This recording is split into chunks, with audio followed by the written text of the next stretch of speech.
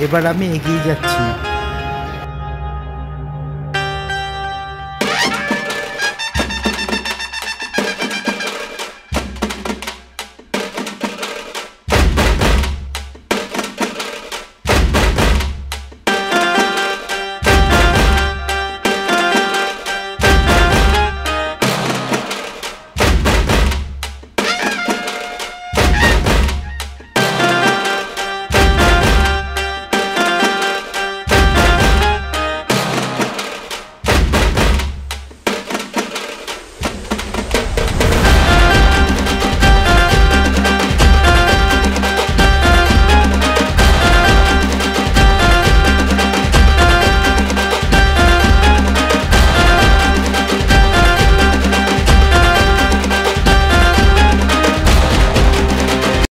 নমস্কার দর্শক বন্ধুরা, বাঙালির তীর্থভ্রমণ চ্যানেলে আপনাদের স্বাগত জানাই।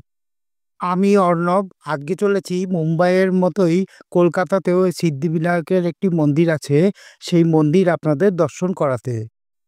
আমি এখন রাম মন্দিরের সামনে আছি। এই দেখুন রাম মন্দির, দেখুন এই হচ্ছে রাম মন্দির, রাস্তার ওপারে রয়েছে। আর এই সামনে ডান দিকের গলি দিয়ে ঢুকলেই সিদ্ধিবিনায়কের মন্দির। সিদ্ধিবিনায়কের মন্দিরটি ঠিক মার্বেল প্যালেসের আগে। চলুন যাওয়া যাক। সিদ্ধিবিনায়কের মন্দিরের ঠিক সামনেই চলে এসেছি। বাইরে থেকে মন্দিরটি কোনো অভিজাত জমিদার বাড়ির মতো দেখতে লাগছে। এই মন্দিরটির পুরো নাম হলো শ্রী সিদ্ধিবিনায়ক দেবস্থানম।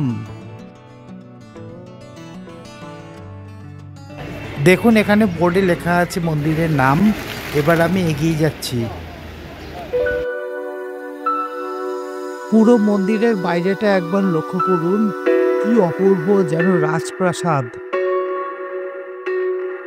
মন্দিরের সামনেই জুতো রাখা স্টল, এখানে জুতো রেখে আমি এগিয়ে যাব।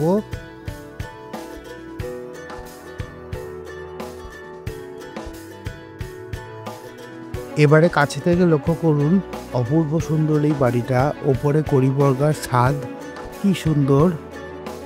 আগেকার দিনের বনেদি বাড়ির মতো দেখতে। কলকাতায় খুব কমই এরকম বাড়ি আছে। এইখানে বাঁদিকে পানীয় জলের ব্যবস্থা আছে, আর ডান দিকে এইখান থেকে আপনি ডালা কিনে পুজো দিতে পারবেন। ভাই, এখানে পুজোর ডালি কত দাম থেকে শুরু? 101, 201, 300, 101 থেকে শুরু। उससे कम का भी मिलेगा, 20 रुपया, 50 रुपये, जितना का बोलेगा उतना का। আচ্ছা, আপনারা নিশ্চয়ই শুনতে পেরেছেন, এখানে 20 টাকা থেকে ডালি শুরু। 100, 200, 500, আপনি যত টাকার খুশি ডালি কিনে পুজো দিতে পারবেন। এবারে আমি মূল মন্দিরে প্রবেশ করছি। মেঝেটা লক্ষ্য করুন, খুব সুন্দর মার্বেল পাথর দিয়ে তৈরি। এই আমি মূল মন্দিরে ঢুকছি। এই সামনে গর্ভগৃহ। আমি এবার ডান দিকে গিয়ে গর্ভগৃহের সামনে থেকে ঠাকুর দর্শন করব। সঙ্গে থাকুন। এই হলো মূল মন্দির। সিদ্ধিবিনায়কের বিগ্রহ দর্শন করুন।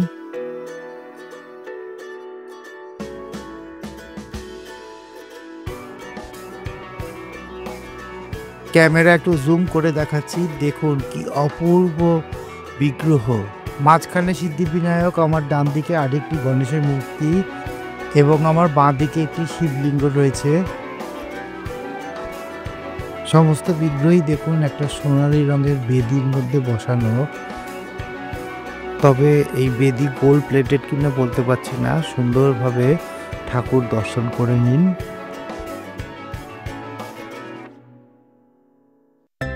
এবারে নাট মন্দির সহ গর্ভগৃহটি লক্ষ্য করুন, কি অপূর্ব সুন্দর। আগেকার দিনের জমিদারদের বাড়ির ভেতরের দালানের মতো।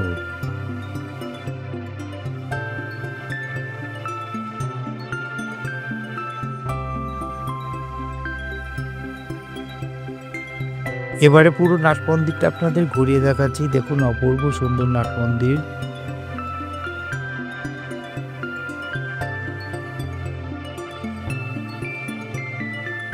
নাট মন্দিরের ঠিক পেছন দিকে গণেশ ঠাকুরের মুখোমুখি দেখুন একটি হনুমানজির মন্দির। এইটা এখন আমি দর্শন করব। এবারে বিল্ডিং এর এই সাইডটা লক্ষ্য করুন, অপূর্ব সুন্দর, দেখবার মতো। চলুন এবার হনুমানজির কাছে যাই। এবারে আমি ক্যামেরা জুম করছি, আপনি কাছ থেকে হনুমানজিকে দেখুন। কত ফুলের মালা দিয়ে কি সুন্দরভাবে সাজানো হয়েছে বিগ্রহ।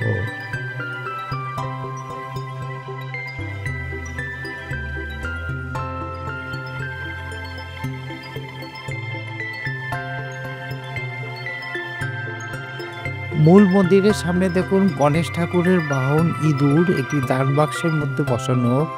দেখে তো পুরোটাই রূপোর মনে হচ্ছে, জানি না কিসের, ব্রোঞ্জেরও হতে পারে। আপনারা যদি দেখে বুঝতে পারেন তাহলে কমেন্ট বক্সে লিখুন। এখন আমি গর্ভগৃহে উঠে এসেছি, উপরে ঝাড়বাতিটা লক্ষ্য করুন। একদম সামনে থেকে আমি সিদ্ধিবিনায়ককে দর্শন করব, আপনারাও সঙ্গে দর্শন করুন।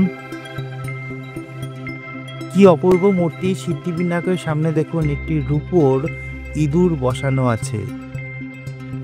মাঝখানে মুম্বাইয়ের মতোই সিদ্ধিবিনায়কের মূর্তি। সিদ্ধিবিনায়কের বাঁ দিকে রয়েছে আরেকটি গণেশের মূর্তি এবং ডান দিকে রয়েছে একটি শিবলিঙ্গ। অপূর্ব সুন্দর, আর ফুল দিয়ে কি সুন্দর সাজিয়েছে জায়গাটা। জায়গাটা সুন্দর করে ঘুরিয়ে ঘুরিয়ে দেখাচ্ছি। এত সুন্দর দেব দর্শন অন্য মন্দিরেও খুব একটা সচরাচর পাওয়া যায় না। দর্শন করা যায় কিন্তু ভিডিও এতক্ষণ ধরে করতে দেয় না। ওপরে দেখুন শিব ঠাকুর এবং পার্বতী বসে রয়েছেন। সিদ্ধিবিনায়কের সামনে দেখুন মিহিদানা জাতীয় কোনো মিষ্টি নিবেদন করা আছে। এবারে সিদ্ধিবিনায়কের গর্ভগৃহ একটা পরিক্রমা করে নিচ্ছি। কোনো দেব মন্দিরে গিয়ে পরিক্রমার নিয়ম হচ্ছে ডান হাত সবসময় বিগ্রহের দিকেই থাকবে। এখানে গর্ভগৃহ পরিক্রমার খুব সুন্দর স্পেস আছে, ভালোভাবে পরিক্রমা হয়ে গেল। এবার এসেই দেখছি এখানে সিদ্ধিবিনায়কের প্রসাদ বিতরণ করছেন। অতি সৌভাগ্য, সিদ্ধিবিনায়কের প্রসাদ পেলাম। একটা পেয়ারা হাতে দিল। গণপতি বাপ্পা মোরিয়া বলে প্রসাদটা খেয়ে নিতে হবে। বেরোবার মুখে এই ফটোটা দেখতে পেলাম আর.এস. গোয়েঙ্কা এবং আর.এস. আগরওয়াল। এরা দুজনে মিলে এই সিদ্ধিবিনায়কের মন্দির প্রতিষ্ঠা করেছিলেন। মুম্বাইয়ের সিদ্ধিবিনায়কের অনুরূপ মন্দির আজ আপনাদের দেখালাম। কেমন লাগলো কমেন্ট বক্সে লিখে জানাবেন।